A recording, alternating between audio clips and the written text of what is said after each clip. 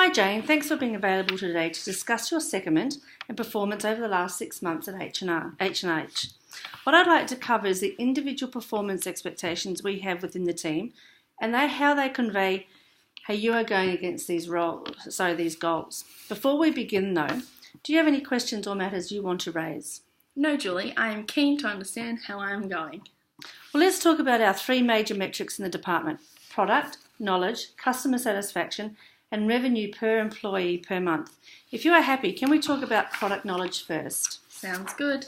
It'd be great if everyone could magically learn the H&H product instantly upon joining the team, but we know that it is impossible. We have given you the training and assigned a couple of mentors to you as part of this transition plan. The observation and feedback I'm receiving is that you have not quite reached the level that we would have hoped in this time. You have made progress and have confidence about on a third of the product family, but there still seems a lot to learn. How do you feel things are going in learning these products? Well, I have to say it has been tougher than I expected. Sam and Jessica, as my buddies, have been great. I've started to feel that I'm hassling them a little bit too much with questions, as there just seems to be so many products to learn. They have been great, but I just need some more time to get grips with the H&H products. Okay, I think that's how I feel as well. I think we should keep the buddying going and perhaps acknowledge your concerns. Maybe we should give you a different buddy. I'm thinking perhaps we could allocate Adam and see how he goes. The key is we would really like you to be comfortable with all the products in the next 3 months, and I will organise another 30 hours of training to help you along the way. How does that sound? That sounds good. I think Adam is good on the products, and I will do what I can to be confident on the rest of the product range. Excellent. Well, let's talk about customer feedback. Ideally, we want to be receiving positive customer feedback at Australia Hardware, but we know that cannot always be achieved. When we do receive negative feedback in Australian Hardware, we want our people to react in the best possible way so they can try and turn around the customer. We've had a couple of examples of feedback in the last 2 weeks from customers that have not been too complimentary about you. One customer complained that you'd left them standing in the aisle for 25 minutes. You disappeared into the warehouse and they thought they had lost you. The other customer made a written complaint that you were rude to her when she asked a question about a product. Are you aware of these 2 complaints? Yes, I am aware of them. In the first instance, I went to the warehouse and was asked to hold a ladder when Sam climbed up to the top shelf. I thought that was necessary and a key to operating safely at heights.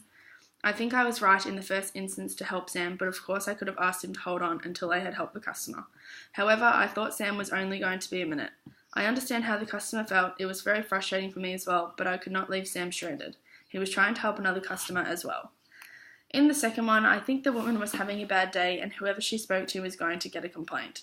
I understand she has also unfairly complained about a few staff members in the past. I am just another one she has added to her list. A little unfair of her, I think. Okay, well that helps me understand a little bit more about what had happened, the Sam scenario. I guess we all learn the hard way that our customers with the helping always comes first. Not aware of the lady has complained about anyone else, so let me take that on notice. The key is that we really like positive feedback and we have to do everything we can to ensure the customers have a good experience every time they walk in the store. Do you mind if we talk about sales targets now? No, happy to move on. Look, to be fair, there's probably the one that impacts the team work the most. If everyone hits their numbers, then the team hits their numbers. Before you joined the team, we talked about 10K per month and we agreed to set a transition target of 8K per month for you in the first 6 months. I have your number here, and the best month you've had, you reached 5.5K, but your average is 5. It's a little bit lower than it's actually a lot lower than expectations, especially as you've been in Australia Hardware for a few years now, and you know how seriously we take each team member's contribution to this metric. Can you explain to me what is happening on this front and why there is a shortfall? To be honest, Julie, I cannot explain it. I feel I do things on the sales side as well as I did with gardening, but that sales goal seems very high. Does everyone have the same goals?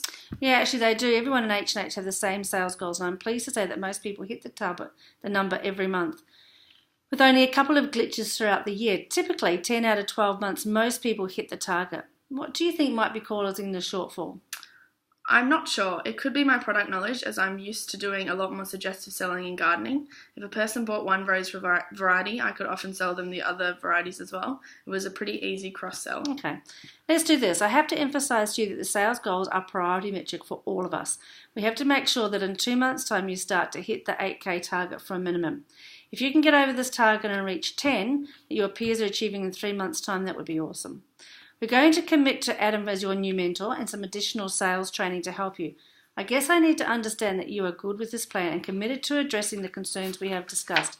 What do you think? I think it's a good idea to have Adam in my corner, and I'll take the extra training on the products. I'll put everything I can into looking after our customers and trying to reach the 8K as minimum. Sounds like we have a plan. Is there anything you would like to raise at this point, Jane? Should we consider any other options to help you achieve these goals? No, I'm good, and thank you for the feedback this afternoon. Okay, well, let's wrap it up. I'll set another meeting for a few weeks' time when we have the next sales results, and we'll go from there. I will send you an email later today just confirming the plan. Thank you, Julie.